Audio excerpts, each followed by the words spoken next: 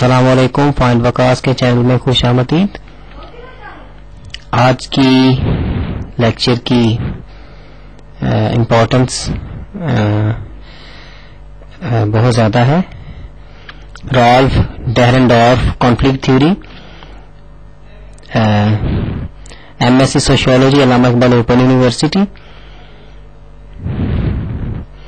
Sociological theory.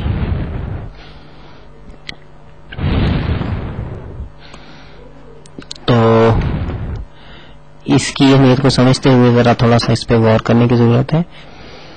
Ralph Dahrendorf conflict theory, تو کوئی بھی تھیوری ہو وہ کسی چیز کو ایکسپلین کرتی ہے۔ اب یہ تھیوری کیا ایکسپلین کرتی ہے؟ How society is combined, society combine کیسے کی جا سکتی ہے، سوسائٹی میں اتحاد کیسے پیدا کیا جا سکتا ہے، اسے اکٹھا کیسے رکھا جا سکتا ہے۔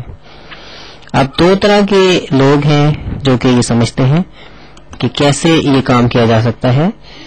پہلی طرح کے لوگ ہیں فنکشنلسٹ، وہ سوسائٹی کو دیکھتے ہیں کہ یہ اکٹھی ویلیوز، کلچرز، نارمز وغیرہ سے یہ اکٹھی رہ سکتی ہے، اور اس میں تبدیلی جو ہے ٹاپ کے لوگ جو ہوتے ہیں وہ لاتے ہیں۔ دوسری طرح کے لوگ ہیں کنفلکٹ تھیورسٹ، وہ زور دیتے ہیں پاور پہ کہ طاقت کے ذریعے سوسائٹی کو اکٹھا رکھا جا سکتا ہے۔ نیکسٹ ہمارے پاس رالف ڈہرنڈورف کہتا ہے کہ دو فیسز ہیں سوسائٹی کے، ایک تو کنفلکٹ اور ایک کنسنسس۔ یعنی کہ پہلی بات تو کنفلکٹس کو انڈرسٹینڈ کیا جائے کہ جھگڑا کس بات کا ہے، پھر اس کو نپٹانے کی کوشش کی جائے تو کنفلکٹس تو سوسائٹی کو قائم رکھا جا سکتا ہے۔ دوسری سائڈ پہ وہ کہتا ہے کنسنسس، سمیٹریز، جو اقدار اکٹھی ہیں سوسائٹی میں انہیں دیکھا جائے کہ کون سی اقدار اکٹھی ہیں تو ان کو برقرار رکھ کے سوسائٹی کو قائم رکھا جا سکتا ہے۔ تو رالف ڈہرنڈورف کہتا ہے کہ ان دونوں پرسپیکٹو سے مختلف تھیورسٹ چاہیے جو کہ اسے سوسائٹی کو اسٹڈی کریں۔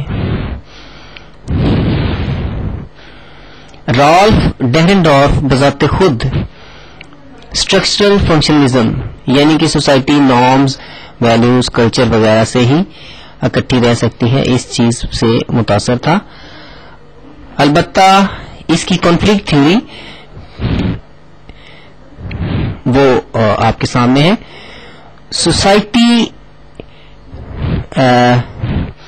انفورس کنسٹرینٹس یعنی کہ زور و جبر سے اسے اکٹھا رکھا جا سکتا ہے، یعنی پاور والی وہی بات ہو گئی کہ طاقت کا ذکر کرتے ہیں کنفلکٹ تھیوری والے، کنفلکٹ تھیورسٹ۔ تو اس کے لیے کچھ پوزیشنز کو پاور دے دی جاتی ہے جنہیں ہم اتھارٹی کہتے ہیں، اور یہی اتھارٹی لوگوں کے درمیان جھگڑے کی وجہ بنتی ہے۔ اتھارٹی کیا ہوتی ہے؟ اتھارٹی ایک ایسی طاقت ہے جو کہ قانونی حق رکھتی ہے۔ مثال کے طور پہ اگر کوئی مجرم کچھ حاصل کر لیتا ہے تو وہ طاقت ہے، لیکن اگر پولیس والا کسی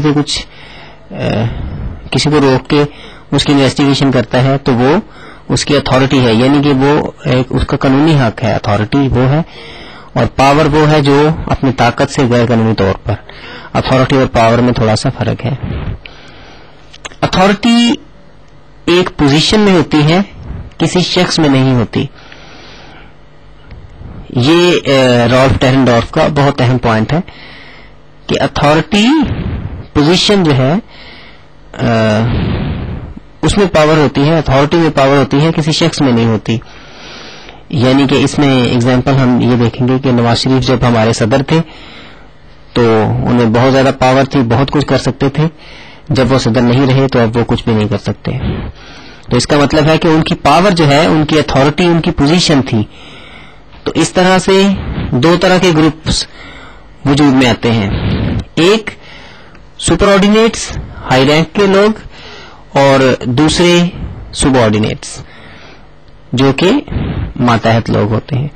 تو ان سوسائٹی میں بہت سارے یونٹ موجود ہوتے ہیں جن میں ان دو گروپس کے علاوہ کوئی گروپ نہیں پایا جا سکتا رالف ڈیرنڈورف کے مطابق. اور ضروری نہیں کہ ایک یونٹ میں ایک جگہ پہ ایک شخص اگر سپر آرڈینیٹ ہے تو وہ دوسری جگہ پر بھی سپر آرڈینیٹ ہی ہوگا.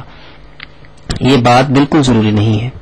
دوسری جگہ پر ہو سکتا ہے دوسرے یونٹ میں وہ سب آرڈینیٹ ہو جائے. تو سب آرڈینیٹ سپر آرڈینیٹ بننے کے لیے کوششیں کرتے ہیں اور سپر آرڈینیٹ اپنے حق کو بچانے کے لیے کوششیں کرتے ہیں. تو اس وجہ سے کانفلکٹ پیدا ہوتا ہے. تو تیسری بات یہ رہے گی کہ سوسائٹی میں چینج کیسے آتا ہے. جب بھی کوئی سب آرڈینیٹ کانفلکٹ پیدا کرتا ہے، کانفلکٹ میں اپنے آپ کو ملوث کرتا ہے، تو چینج آتی ہے. اگر کانفلکٹ بہت ہائی پوٹینسی کا ہوگا تو نتائج جو ہوں گے وہ بہت خطرناک ہوں گے. اگر کانفلکٹ لو لیول کا ہوگا تو آہستہ آہستہ سے چینج آئے گی. اس پورے تھیوری کا ایک دفعہ پھر ذرا خلاصہ کر دیں تاکہ سمجھنے میں کوئی مشکل نہ ہو. Ralf Dahrendorf conflict theory. Society کو کیسے کمبائن رکھا جا سکتا ہے. فنکشنلسٹ سمجھتے ہیں کہ سوسائٹی نارمز، ویلیوز، کلچر کی مدد سے آٹومیٹیکلی اپنی کنڈیشن میں رہتی ہے. کانفلکٹ تھیورسٹ کہتے ہیں کہ پاور کی مدد سے سوسائٹی کو کنٹرول کیا جا سکتا ہے. رالف ڈیرنڈورف کہتا ہے کہ یہ دونوں پرسپیکٹو جو ہیں ان کو دیکھنے کی ضرورت ہے، کانفلکٹ اور کنسنسس. کانفلکٹ کو اسٹڈی کرنے کے لیے علیحدہ تھیورسٹ ہونے چاہیے اور کنسنسس کو اسٹڈی کرنے کے لیے علیحدہ تھیورسٹ ہونے چاہیے. رالف ڈیرنڈورف بذات خود اسٹرکچرل فنکشنلزم سے متاثر تھا، لیکن اس کی کانفلکٹ تھیوری کہتی ہے کہ سوسائٹی کو انفورسڈ کانسٹرینٹ سے اکٹھا رکھا جا سکتا ہے. انفورسڈ یعنی کہ پاور، کانسٹرینٹ مطلب جبر. اردو میں نے ساتھ بریکٹس میں لکھ دیا ہے. تو کچھ پوزیشنز کو پاور دے دی جاتی ہے، کچھ شخصوں کو نہیں، کچھ پوزیشنز کو، مثلا صدر، وزیر اعظم وغیرہ وغیرہ اس طرح سے. تو یہ جو اتھارٹی اور پوزیشن ہے یہ کانفلکٹ کی وجہ بنتی ہے. اتھارٹی ایک پوزیشن ہے، کسی شخص کا نام نہیں ہے، جس کے لیے لوگ کانفلکٹ کرتے ہیں، گروپس. اب یہاں پہ دو گروپس آ جاتے ہیں سوسائٹی میں. سوسائٹی بہت سے یونٹس پر مشتمل ہوتی ہے اور ہر یونٹ میں دو سے زیادہ گروپس نہیں ہو سکتے، ایک سب آرڈینیٹ اور ایک سپر آرڈینیٹ. سب آرڈینیٹ ہمیشہ کوشش کرتے ہیں سپر آرڈینیٹ بننے کی، اور سپر آرڈینیٹ جو ہوتے ہیں وہ اپنے اسٹیٹس یا اتھارٹی کو قائم رکھنے کی کوشش کرتے ہیں. یہ خلاصہ ہو گیا، اور اینڈ پہ پھر وہی میرا فون نمبر چلے گا.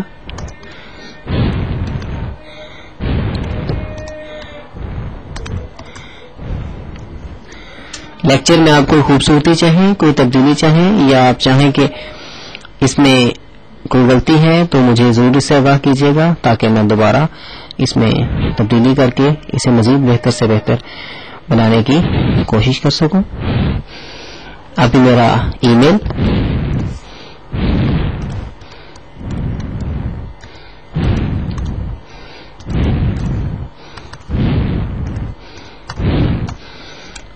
نیچے چل رہا ہے، اس پہ آپ مجھے مشورے دے سکتے ہیں، یا آپ سمجھتے ہیں کہ کوئی سوسائٹی میں چینج لانے کے لیے اور بھی سوسائٹی میں کوشش کر رہا ہے کوئی، تو اسے چاہیے کہ میرے ساتھ مل کے کام کرے، اور ہو سکتا ہے ہم 2 یا 4 یا ایک گروپ مل کے کچھ اچھا کر سکیں.